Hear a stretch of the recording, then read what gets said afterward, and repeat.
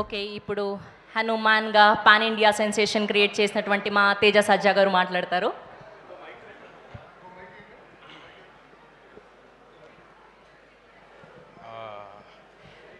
ముందుగా వేదిక మీద ఉన్న మా పద్మ విభూషణ్ డాక్టర్ మెగాస్టార్ చిరంజీవి గారికి, చుక్కుపల్లి సురేష్ గారికి, ఇక్కడికి విచ్చేసిన మీడియా వారందరికీ, సంయుక్త గారికి, మాధవి ఆంటీకి అందరికీ నమస్కారం అండి.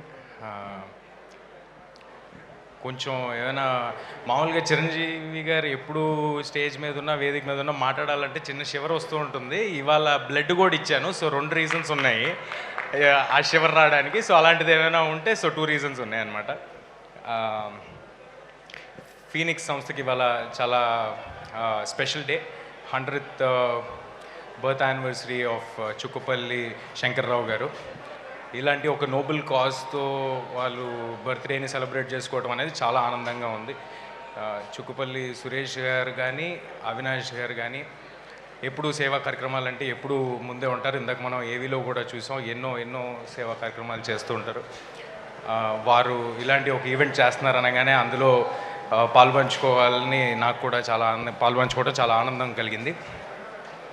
బ్లడ్ డొనేషన్ అంటే మా అందరికీ ఒక చిన్న విషయం అయి ఉండొచ్చు, కానీ మనం ఇచ్చే 350 ml బ్లడ్ ఒక ఫ్యామిలీకి హోప్కి ఇస్తుంది. సో అందరూ తప్పకుండా బ్లడ్ని డొనేట్ చేయండి. Please save lives. అండ్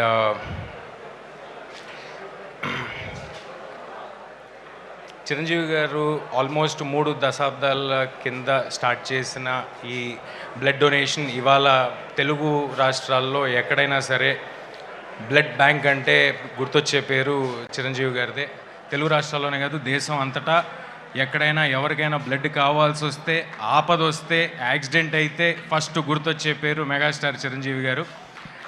మనందరికీ ఒక అవేర్నెస్ని క్రియేట్ చేసి బ్లడ్ డొనేషన్ అనేది చాలా సింపుల్ థింగ్, అందరూ డొనేట్ చేయాలని ఇంత అవేర్నెస్ క్రియేట్ చేసిన చిరంజీవి గారి సంస్థతో ఇవాళ ఈ ఈవెంట్లో ఆయనతో స్టేజ్ పంచుకోవడం నాకు చాలా ఆనందంగా ఉంది.